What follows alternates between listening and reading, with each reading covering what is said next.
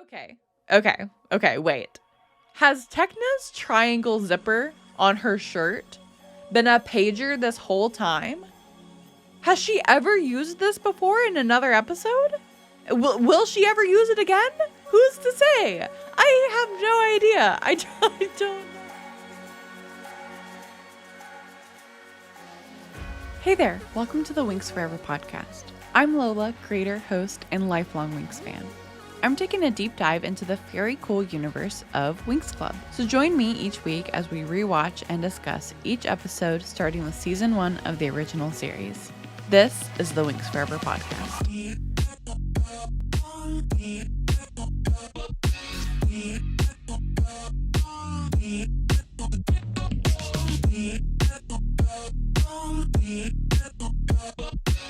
Hello fairy friends, welcome back to another season 1 rewatch episode of the Winx Forever podcast. As always, I am your host, Lola Valentine. Before we dive into this week's rewatch episode, which is Winx Club season 1 episode 23, I want to give you a very fun announcement. I will officially be attending the MomoCon 2023 in Atlanta, Georgia. I am so excited to get to meet up with some fellow Winx fans, and so be sure to say hi if you see me around, and you might get your very own Winx Forever podcast sticker. I will also be at the Magic of Winx Club panel to hang out on Friday of the convention. I can't wait for my first big convention and one with the Winx Club panel. Are you kidding me? How magical! I can hardly wait. So if you have any convention tips or tricks, just, leave them in the comments below if you're listening on YouTube or Spotify, or, even over on the Winx Forever podcast Discord. Would love to have you in the Discord and just talking about all of the fun Winx Club topics. So join us over there.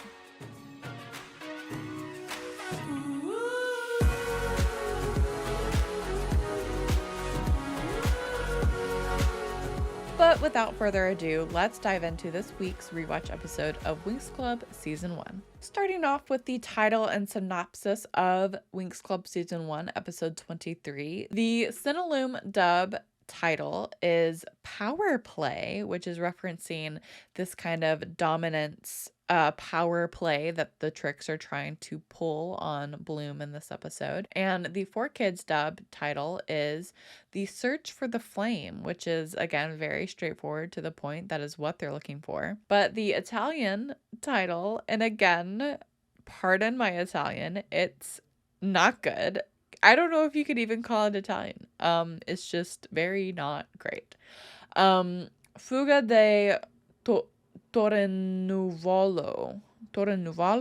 Basically, Escape from Cloud Tower. They're all trying to get out, So that, I really like Escape from Cloud Tower. I think is like a very ominous, like, it's just very dark seeming, but also kind of hopeful.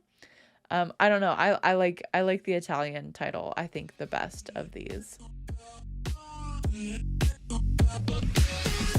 You're listening to the Winx Forever podcast. So getting into it scene by scene, Nut has led everyone inside Cloud Tower successfully, and he opens a secret door that leads directly into the Trix's dorm room at Cloud Tower.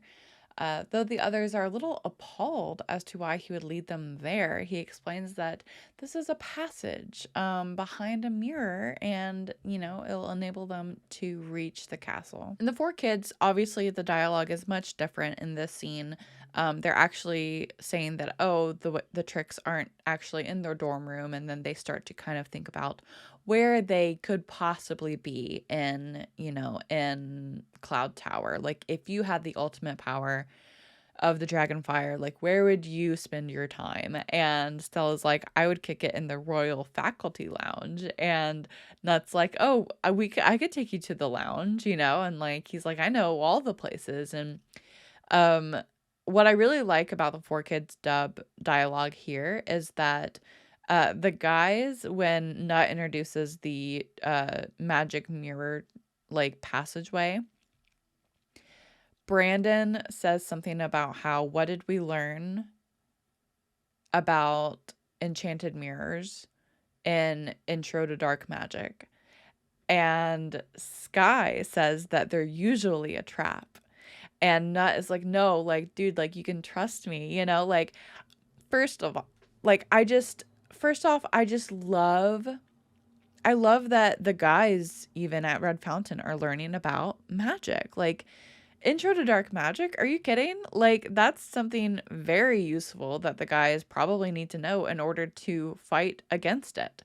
You know, it's very much like in Harry Potter, you know, like they want to learn about the dark arts in order to defend themselves against it. So that makes a lot of sense that they would learn about magic and especially about dark magic. Like, I love that little tidbit, and it was such a little fleeting moment. Like, it was such a, like, passing, like, detail, but it was one I think that is so necessary to understand the guys is, like, to understand how, like, what they're learning at Red Fountain and how it applies, especially on missions like these, where they are surrounded by a bunch of dark magic in Cloud Tower. So the group steps through the mirror door and they head down the stairs. And as they're making their way, the arachnid cam. Bleh, I can't stand that. I can't stand the little creepy crawly things. It's not little. It's a very large creepy crawly thing that spies on people. Rude. So this arachnid reports to Icy, and, you know, she is enraged that Stella, Bloom, Riven Sky, and Brandon managed to enter the castle thanks to their traitor of an ogre, Nut. Icy calls to her sisters to the main office where she is sitting, and she relates to them what she had discovered on the arachnid. However, she doesn't seem too fazed about the situation and tells her sisters that they're just little pesky gnats and that their possession of the dragon's flame will lead them to victory. Therefore, there's nothing to worry about. And she decides to exterminate them? No! Oh my god.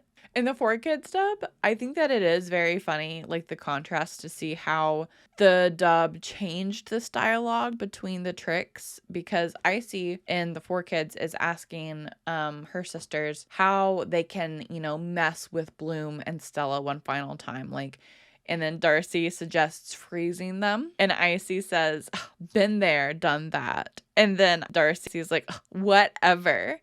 And this little, like, interaction to me is so funny because you can kind of start to see the tricks begin to unravel here. It's like the start of their demise almost. They, you know, start to get too cocky.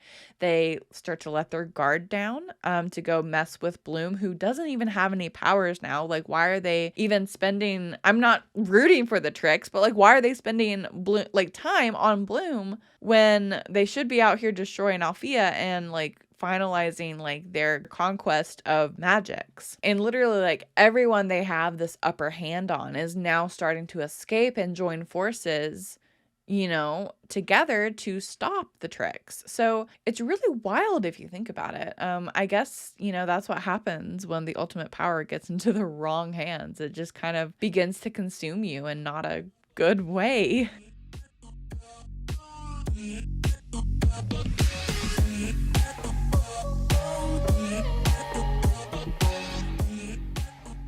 At Althea, the battle has ceased for a bit, and the students and staff are resting as they chat amongst themselves. Musa, Techna, and Flora are sitting on the ground, and Musa is still having a hard time believing that they are currently in the middle of a full-out war. Techna, on the other hand, tries to see, you know, a more positive perspective and is prompting her classmates, Hortensia and Francine, to voice their thoughts.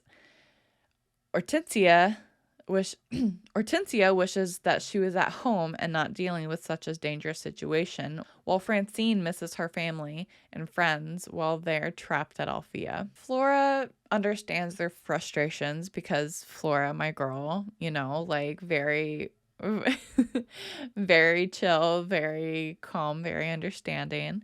And she tells them that they all need to get through this to win. And Musa agrees with Flora and kind of stokes this optimism, in her fellow classmates. And they vow to all do their best to stop the witches. This whole scene's dialogue was different in the 4Kids dub, but also still kind of similar to what the Rye English, intent was, I think. So when Francine and Hortensia comes up to the Winx, Musa is actually talking about, how this time of year in a normal school year that they would be getting ready for prom, and that she was going to submit her demo of her like music to DJ the prom. And then that's when Techna says, "Who cares about prom?" and talks about how, they're all being a part of like history in the making. But also that is when Hortensia says, "Who cares about making history if you're not around to tell about it? And don't diss prom. I'm on the committee." Like, it's so funny. I love this. I love this interaction because it's totally what teenagers in 2004 would be worried about, like prom.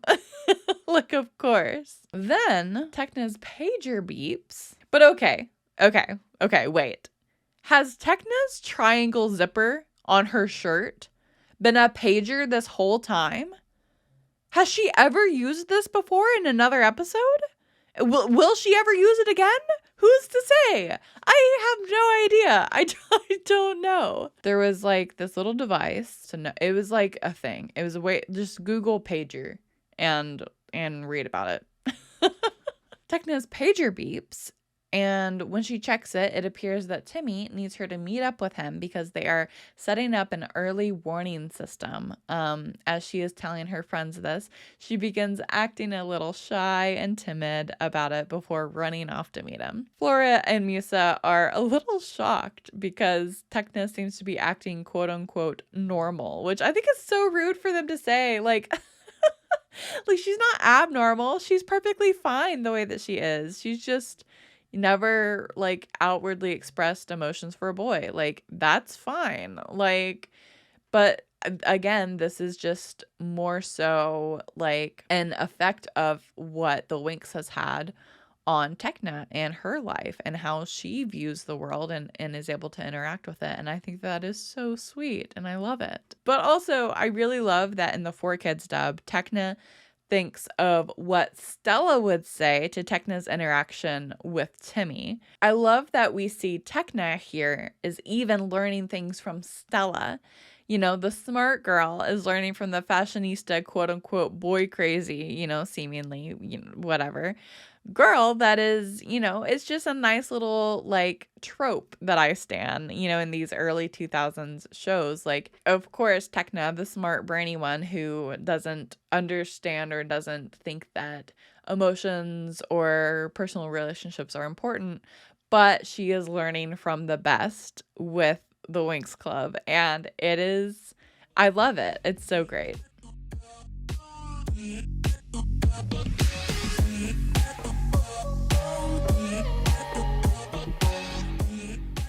Timmy and Techna are now doing their analysis in the battleship as Timmy is going over their agenda once more.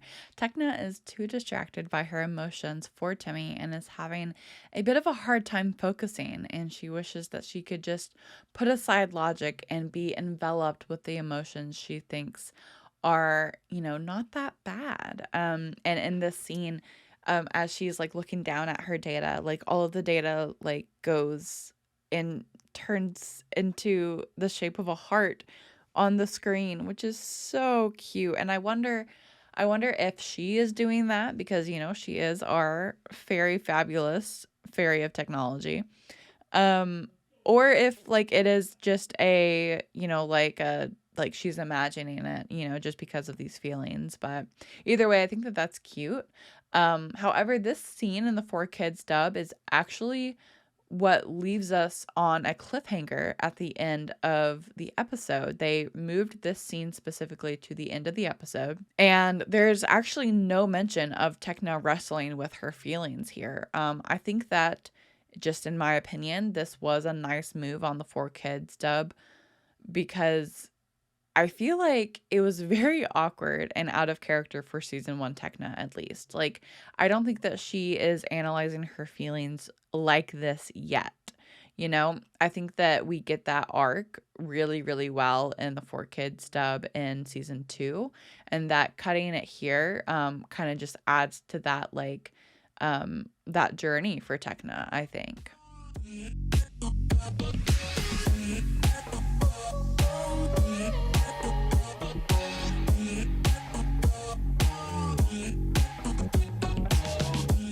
Hey fairy friends, Lola Valentine here.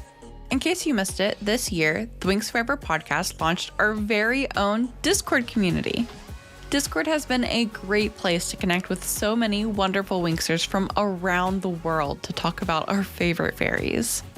I wanted to try and recreate the magic of the original Winx Club online English forums from the old winxclub.com website. So we've got forums where you can post your own topics and respond to others' posts in every Winx topic imaginable. Click the invite link in the description below to join the Winx Forever podcast Discord community. And remember, the magic's in you.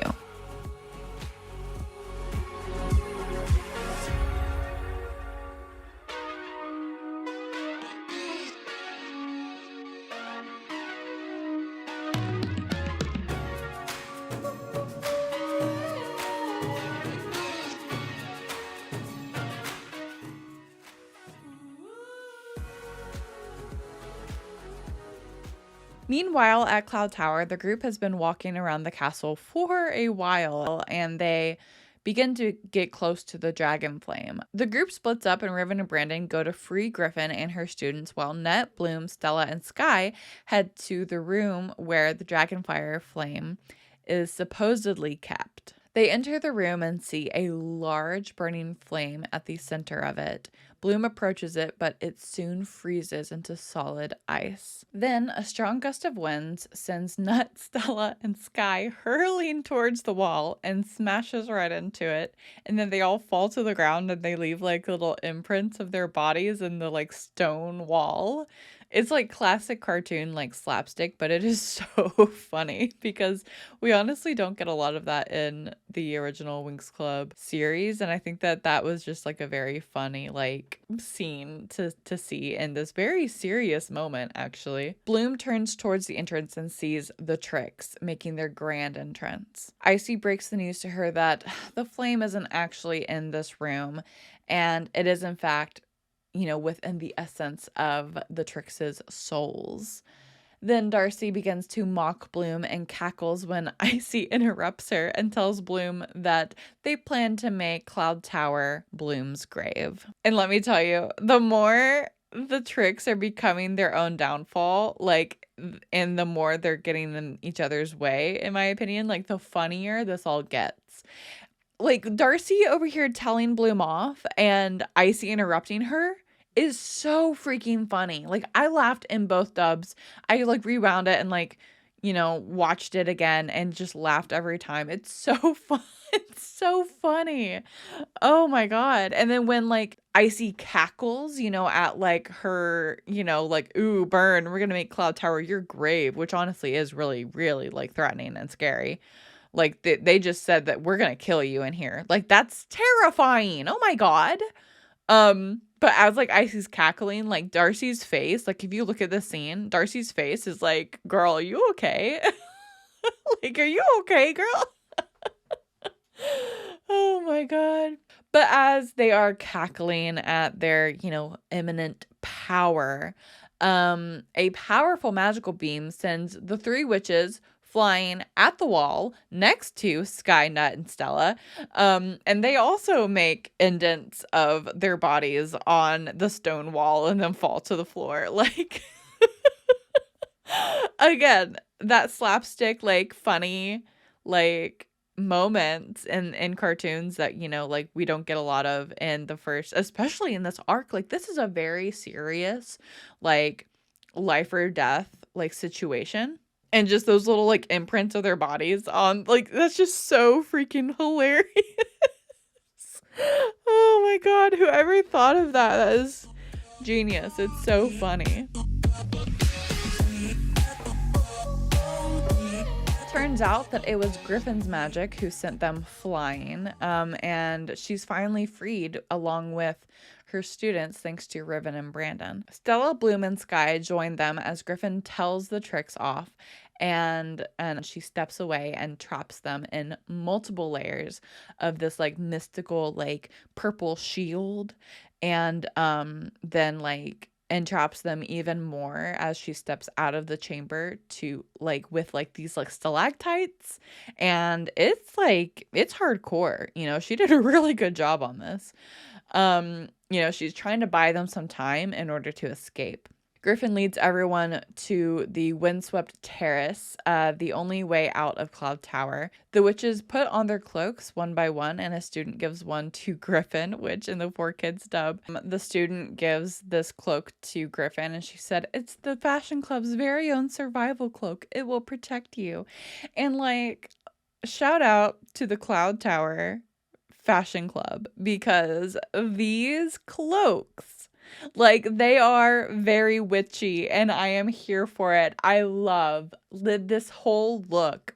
These like uniform cloaks, and Griffin's got this like very like burgundy, like beautiful, like, oh my god, it's so beautiful, and I love these. I stan the Cloud Tower Fashion Club.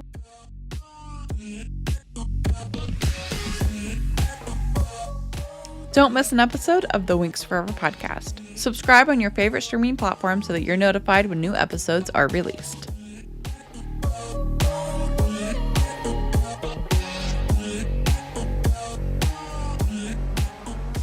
So they make their way to the terrace while Icy, Darcy, and Stormy are trying to get out of the barrier that Griffin made them.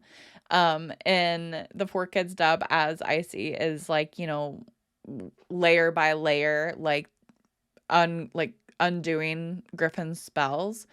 She's chanting, "I hate them, I hate them, I hate them," and like they're crumbling to the ground. And Stormy's like, "I hate Griffin the most." And then Darcy's like, "Not me, I hate Bloom." And like they're just like kind of like all getting on each other's nerves. And like I said, like you can kind of start to see them unraveling, and it's like it's really, really interesting to see. At the terrace, everyone huddles together as Griffin conjures the dimensional portal to Althea. The witches start to go through the portal one by one, and the creatures of darkness start to make their way to them. This is when Sky decides to be the diversion for them, using a lava bike that Griffin conjured up for him. I believe in the Cinelume dub, Griffin calls this a space spider. Okay. Whereas in the 4Kids dub, yeah, like he just calls it like a really nice wind rider. Like that's just what they're called. I thought that was very funny. Bloom joins Sky, saying that it's too risky for him to do it all by himself, which like, you go girl. Yeah, it is. Like he's just a boy. He's just a boy. Like, yeah, of course I'll need your help. Bloom is really out here saying like, "I am still better than you without my powers, and I love it. Pop off, queen." The others escape into the portal while Bloom and Sky throw the creatures off. They then make their way off the castle and head towards Althea until they are struck by lightning, and they end up crash landing in an area near the City of Magics. And then that's the end of this episode. And like I said, in the 4Kids dub, this episode does end a little different, a little darker, kind of. In the 4Kids dub, it ends with the scene with Timmy and Techna in the ship running their analyses. And as they're crunching the numbers, Techna's like, "Timmy, like, this next wave of attacks is going to be the largest attack that we have seen. And it's not even close." Like, and I have chills right now. Like, it's such an ominous, like, very dark, like, just like looming, just like fear, like what's gonna happen next. And then that's the end of the episode. Like I said, there's a lot that happens in these episodes. Something that I forgot to mention, like, when Brandon and Riven reunite, like Stella runs to Brandon, and I love that. I think that is so sweet. Also, why the heck in last episode and this episode, Riven is in his civilian clothes? Like, the episode before that, when he escapes and, like, plummets to his death, or was that last episode? Yeah, that was last. Like, so when he, like, escapes from his cell, plummets to his death, but not really, JK, he just falls into a bunch of trash. And he's in his specialist outfit during that, his uniform. So why is he the only specialist now in his civilian clothing? Like, just like out here in his cute little, crop top. Like, what's happening?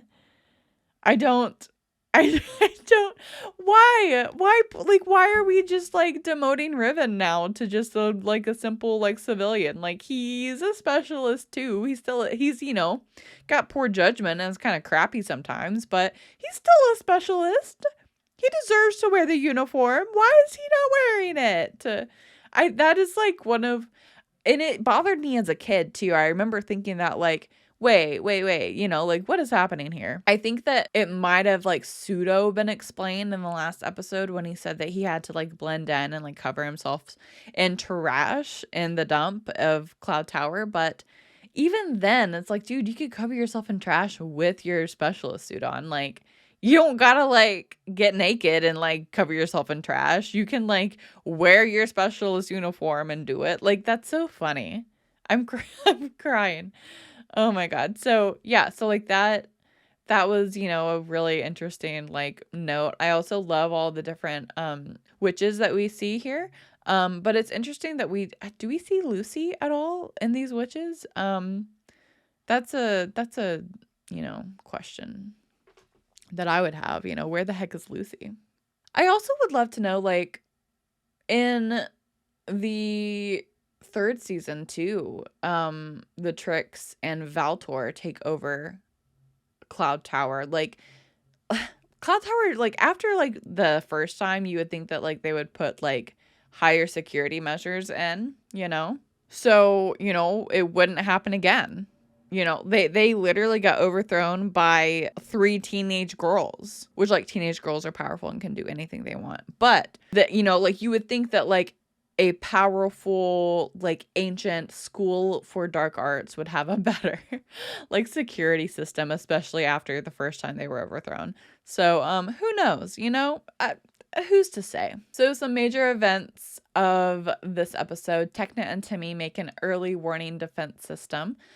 Griffin and her students are freed from imprisonment by Riven and Brandon. And Bloom and Sky get lost in the forest. Those are it. That's it. That's the tweet. They lost, Girl, bye. This is such a short episode, I feel like. Like, there's a lot that happens, but there really wasn't. You know what I mean? Like, there's just not a lot in this episode.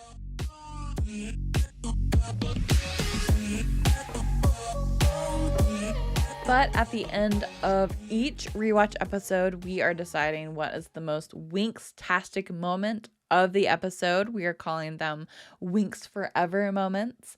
So for me, my Winx Forever moment for the scene where was definitely where the Winx were rallying the other Alphia fairies to get them ready to fight the next wave of attacks. I don't know.